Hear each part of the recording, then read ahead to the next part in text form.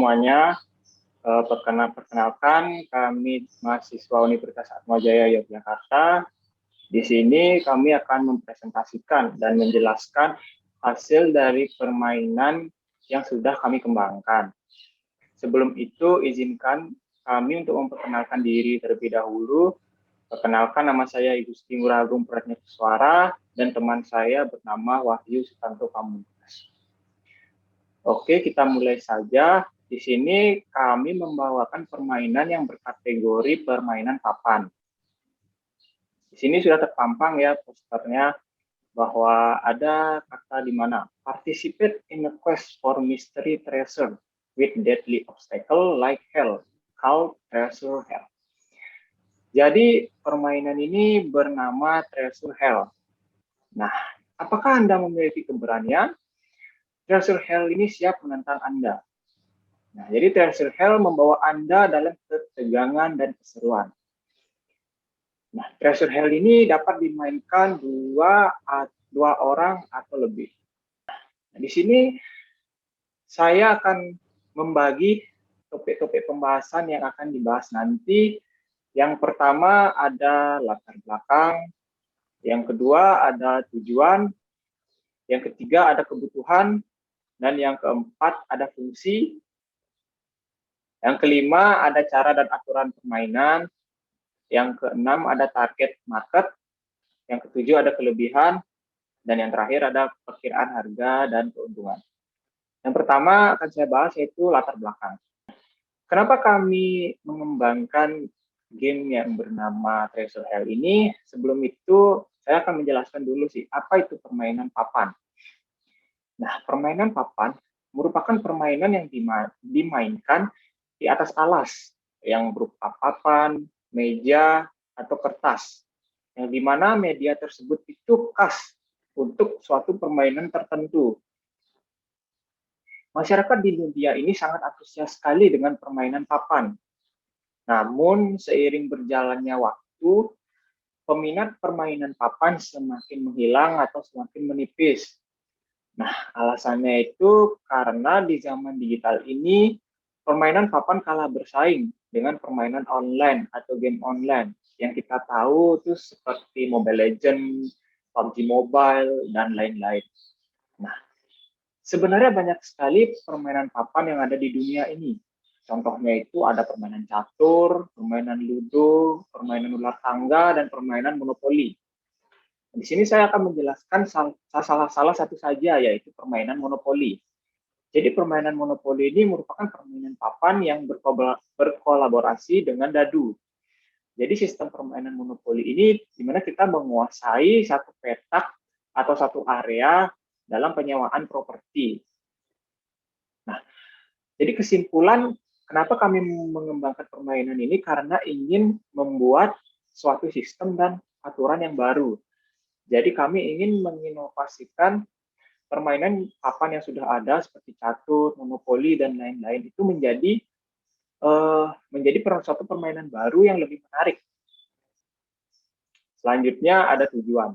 Sesuai dengan yang saya katakan tadi, jadi tujuan kami mengembangkan game Treasure Hell ini yang pertama, ingin membuat inovasi baru dari permainan yang sudah ada. Contohnya seperti tadi catur, ludo, dan lain-lain. Yang kedua, untuk menarik lebih banyak peminat untuk memainkan permainan papan. Dan yang terakhir, ya ingin membuat permainan yang lebih menarik dan bisa bersaing di dunia pasar. Selanjutnya ada kebutuhan. Jadi di Treasure Hell ini pasti ya memerlukan beberapa kebutuhan atau media untuk memainkan permainan tersebut. Yang pertama tentunya sebuah papan. Nah, papan ini berbahan triplek yang datar berbentuk persegi panjang. Nah, digunakan untuk sebagai arena permainannya. Yang kedua, kardus atau triplek yang berbentuk persegi panjang kecil yang dibentuk menyerupai dinding. Yang ketiga, ada satu buah dadu. Yang keempat, beberapa pion. Dan yang kelima, kertas polos yang digunakan untuk menulis kartu kesempatan dan kartu giliran bermain. Jadi di kartu penentu giliran ini yang saya sebutkan tadi bahwa digunakan kertas kosong untuk menulis salah satunya yaitu kartu penentuan giliran. Nah, jadi di salah satu kartu ini akan berisi satu angka. Contohnya di kartu pertama ada satu angka yaitu angka 1. Dan di kartu kedua terdapat satu angka yang berisi angka 2. Nah, selain kartu kosong untuk menulis kartu giliran permainan, nah digunakan juga untuk menulis kartu kesempatan.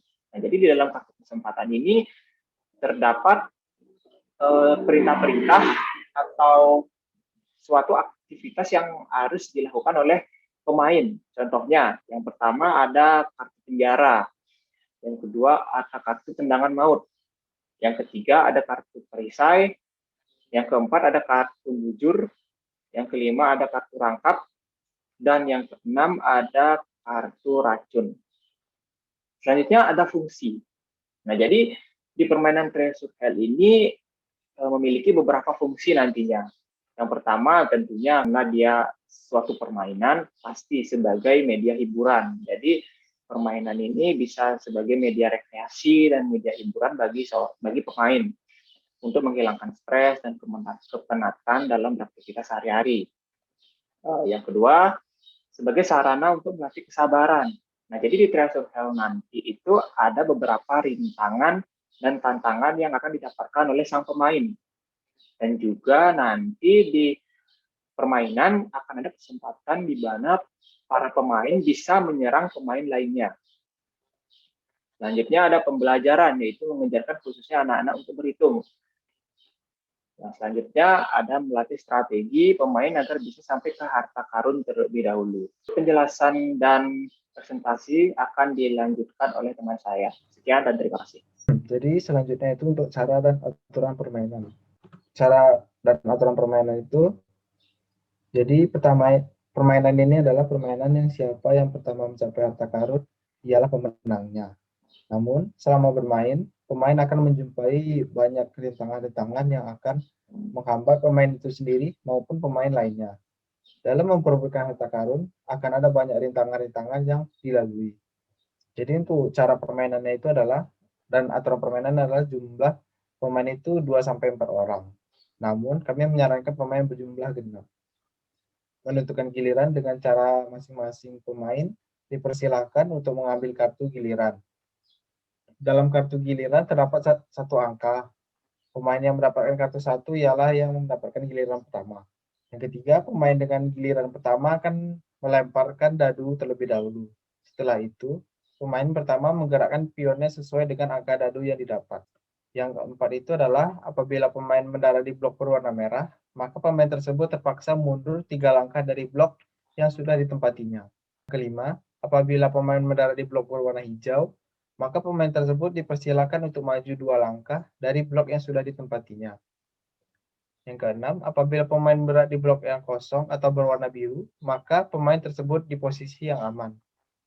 Yang ketujuh, apabila pemain berada di blok bergambar petir, maka pemain tersebut harus kembali ke tempat start. Yang kedelapan itu, apabila pemain berada di blok bergambar kartu, maka pemain tersebut dipersilakan untuk mengambil kartu yang berisi variasi gerakan, yaitu dapat menguntungkan diri sendiri maupun merugikan diri sendiri. Beberapa kartu yang bisa didapatkan adalah pemain yang A itu penjara. Jadi pemain akan terkurung di blok yang ia tempati. Namun, untuk bisa meneruskan perjalanan, pemain harus mendapatkan angka dadu yang sudah ditentukannya, seperti 3, 4, atau 5. Apabila pemain tidak mendapatkan angka sesuai syarat, maka pemain akan terkurung di tempat tersebut. Yang kedua adalah tendangan maut. Kartu tendangan maut merupakan kartu yang berfungsi untuk menendang mundur pemain lawan. Pemain lawan harus mundur beberapa langkah sesuai dengan lemparan dadu sang pemegang kartu. Pemain akan memilih siapa yang akan ditendang. Yang ketiga itu adalah mujur. Jadi mujur ini akan mendapatkan tambahan langkah sebanyak misalnya 3 langkah. Jadi 3 langkah itu maksudnya apabila lemparan dadu menunjukkan angka 3, maka angka dadu yang didapatkan akan ditambahkan 3 angka lagi. Sehingga pemain dapat maju sebanyak 6 langkah. Kartu ini digunakan setelah lawan menyelesaikan gilirannya. Yang keempat itu rangkap. Pemain yang mendapatkan kartu rangkap akan mendapatkan 2 kali giliran lempar. Contohnya lemparan pertama itu mendapatkan angka dadunya 3. Lalu lemparan kedua mendapatkan angka dadu 5. Dengan demikian, pemain dapat bergerak sebanyak 8 langkah. Kartu ini bisa digunakan setelah lawan menyelesaikan gilirannya. Yang kelima itu perisai. Jadi dari segala kartu-kartu yang dapat merugikan kita, jadi perisai ini perannya adalah kebal terhadap serangan. Yang keenam itu racun. Racun merupakan kartu yang berfungsi untuk mengurangi 2 angka dari jumlah angka dadu yang lawan dapatkan. Pemain akan memilih siapa yang akan dikenai racun. Lalu yang kedelapan itu untuk cara aturan permainan. Apabila jalan menuju harta karun membutuhkan contohnya 4 langkah lagi, sedangkan angka dadu yang keluar lebih dari 4, maka pemain melewati harta karun dan harus kembali mundur sesuai dengan angka dadu yang keluar. Yang kesembilan itu hukuman untuk pemain yang kalah, yaitu akan push up sesuai dengan jumlah angka dadu yang dilempar oleh pemenang. Contoh, pemenang melempar dadu dan mendapatkan angka 6. Maka pemain yang kalah harus push up sebanyak 6 kali. Jadi untuk pengaplikasian cara permainannya itu ada ada 2 start, yaitu dari sebelah kiri dan sebelah kanan. Jadi dadu yang digunakan itu cuma 1. Jadi itu yang pertama itu tadi berada di tempat yang berwarna merah atau blok berwarna merah. Blok berwarna merah ini berarti pion harus mundur sebanyak 3 langkah. Jadi 1, 2, dan 3. Lalu untuk yang kedua itu berada di tempat yang warna hijau. Kalau tempat hijau berarti pion maju sebanyak 2 langkah. Jadi 1, 2. Jadi pion berada di sini. Lalu yang ketiga itu pion berada di tempat blok berwarna biru. Blok yang biru ini yang dinamakan blok yang berada di posisi aman. Selanjutnya, apabila pion bergerak ke arah petir, misalnya ini ada 3 langkah lagi, 1, 2, dan 3, maka pion terpaksa mundur kembali ke tempat dia mulai. Lalu untuk kartu sama, apabila misalkan dari pion di tempat dia dari sini mendapatkan angka 3 angka dadu, 1, 2, 3, maka pemain yang berada di tempat kartu akan mengambil kartu dari 6 kartu tadi. Lalu untuk rute dari masing-masing jalur itu, untuk dari kiri itu seperti ini, akan muter-muter sampai di tengah-tengahnya itu menuju harta karunnya. Sama juga yang dari kanan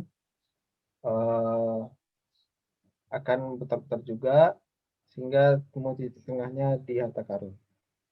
Namun untuk yang penjelasan tadi, apabila pion membutuhkan 4 langkah lagi menuju harta karun, sedangkan angka dadu yang keluar misalnya 6, maka pion akan bergerak 1, 2, 3, 4, 5, 6.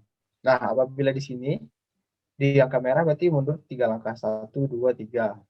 Mundur karena 3 langkah lagi mundur 1, 2, dan apabila startnya dari kanan maka mundur ke sini, apabila startnya dari kiri maka mundur ke sini.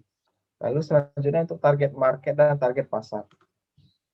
Target market dan pasar itu permainan ditujukan untuk anak-anak, remaja, dan dewasa. Yang kedua itu orang tua tidak disarankan karena hukuman bagi yang kalah itu cukup berat. Lalu kelebihan. Yang pertama bisa dimainkan bersama keluarga dan teman. Yang kedua bisa dimainkan di mana saja.